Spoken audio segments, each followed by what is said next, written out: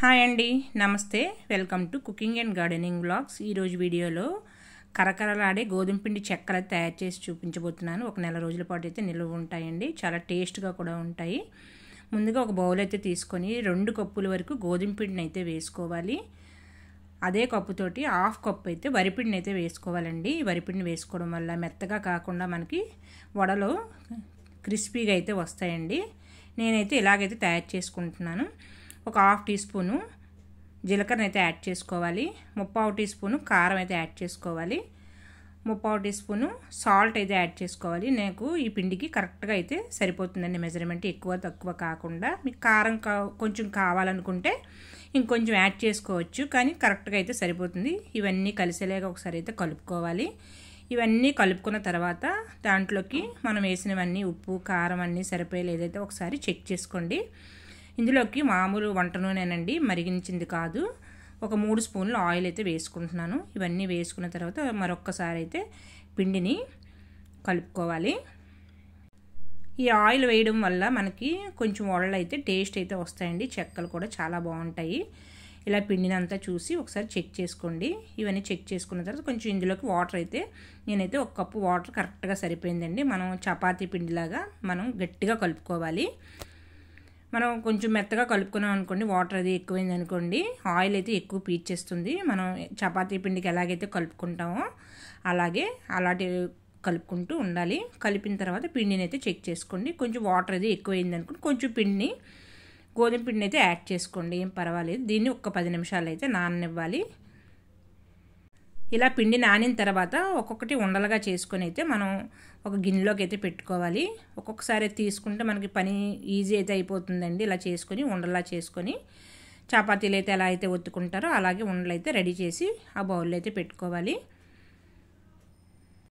ఇలా బౌల్లోకి పెట్టుకున్న తర్వాత చపాతీ పీటను కానీ మీ దగ్గర ఏదైనా పీటలు ఉంటాయి కదా, ఆ పీటను అయితే పెట్టుకొని ఒక గిన్నెలోకి అయితే గోధుమ పిండి అయితే తీసుకొని పిండిని ఒత్తుకోవడానికి అయితే మనం పెట్టుకోవాలి. పిండి కరెక్ట్గా వేసుకున్న తర్వాత మనం చక్కగా చపాతీలాగైతే పెద్దగా తయారు చేసుకోవాలి. మరీ దలసర అయితే చేసుకోకూడదండి, మీడియంగా చేసుకోవాలి. ఎక్కువ దలసర చేసుకున్నాం అనుకోండి మెత్తగా అయితే ఉంటాయండి. మనం కరెక్ట్గా అయితే చేసుకోవాలి. చూపించాను కదా, అలాగైతే చేసుకోవాలి. ఇలాగైతే మనకు చెక్కలు అయితే చక్కగా వస్తాయి. ఈ చెక్కలు తయారు చేసుకోవడం కోసం ఈజీ పద్ధతిలో అయితే ఇలాంటి ప్లెయిన్ బౌల్ అయితే ఉంటుంది కదా, మీ దగ్గర ఏ షేప్ ఉంటే ఆ షేప్ దాన్ని బట్టి అయితే తయారు చేసుకోవచ్చు. ఇదైతే మనం ఒక్కలమే తయారు చేసుకోవచ్చు అండి. ఉండలు తయారు చేసుకొని ఇలాగా చేసుకుంటే ఈజీగా అయితే అయిపోతాయండి. మనం ఎన్నైనా తయారు చేసుకోవచ్చు. మనం ఒక్కల వల్ల చేసేసుకోవచ్చు అండి. ఇవన్నీ చక్కగానే మనం ఇంకొకరి సహాయం లేకుండా మనమే తయారు చేసుకోవచ్చు. మనమే చేసుకొని అన్నీ మనమే పాముకోవాలంటే కష్టం అవుతుంది కదా. మనం ఒక చపాతీ పెద్దగా చేసేసుకొని ఇలా కట్ చేసేసుకుంటే ఒక పళ్ళెంలోకి అయితే వేసుకుంటే అంటుకుపోకుండా ఒకదానికొకటి ఉంటాయండి. ఇలా పళ్ళెంలోకి ఒక్కొక్కటి దూరంగా అయితే వేసుకోవాలి. అన్నీ ఒకసారి చేసేసుకొని ఎన్ని పళ్ళాలు అయితే అన్ని పళ్ళల్లో వేసుకొని మనం పక్కనైతే పెట్టుకోవాలి. మన పిండి అయితే కొంచెంగా వేసుకుంటూ అంటుకుపోకుండా పీటకి ఇలాగైతే మనం చపాతీ చేసుకోవాలండి. లేకపోతే పిండి అయితే పీటకి అయితే అంటుకుపోతుంది. మరీ ఎక్కువ పిండి అయితే వేసుకోకండి. మనం నూనెలోని వేయించేటప్పుడు పిండి అయితే పైకి తేలిపోతుంది. మనం చూసుకుంటూ మనం అంటుకుపోకుండా కొంచెం పిండి అయితే యాడ్ చేసుకొని మనం చక్కగా చేసుకోవచ్చు. మీకు ఏ సైజు కావాలంటే ఆ సైజు, అంత పెద్దది కావాలంటే అంత పెద్దది చేసుకుంటే మీకు ఎక్కువ చెక్కలు తయారైపోతాయండి. మనం ఇలాంటి టిప్స్ పాటించామనుకోండి, మనం ఏ పని చేసినప్పుడైనా పని ఈజీ అయితే అయిపోతుంది. మనకి ఎక్కువ చేసామని ఇసుపు ఏమీ ఉండదండి. చక్కగా ఎన్ని అయితే అన్ని తయారు చేసుకోవచ్చు. ఈ ఎక్స్ట్రా వచ్చిన పిండి అంతటిని కూడా మళ్ళీ అందులో కలపకుండా వేరే దాంట్లోకి అయితే తీసుకోవాలి. తీసుకున్న తర్వాత మళ్ళీ ఆ పిండి అంతటిని కూడా మళ్ళీ ఒకసారి తయారు చేసుకోవాలి. మనం ఇందులో వాటర్ అది కొంచెం కరెక్ట్గా ఉంటుంది కదా, ఇదైతే కొంచెం పిండి అయితే ఉంటుంది కాబట్టి మనం ఇవన్నీ కూడా ఒక దాంట్లోకి అయితే తీసుకొని దీన్ని మళ్ళీ ఒక పక్కన అయితే పెట్టుకోవాలి. ఇలా పక్కన పెట్టుకున్న తర్వాత ఒక్కొక్కటి చేసుకుంటుంది. ఈ పళ్ళెంలోకి దూరంగా అయితే వేసుకోవాలి.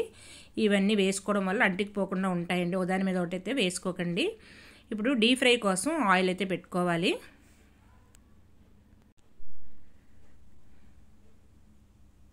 డీప్ ఫ్రై కోసం ఆయిల్ పెట్టుకున్నాం కదా, కొంచెం ఆయిల్ మరిగిందో లేదో చూసుకొని మనం అందులో చిన్న ఉండను వేసుకున్నాం అనుకోండి. బాగా మరిగిన తర్వాత ఒక్కొక్కటి మనం చెక్కలు అయితే వేసుకోవాలి.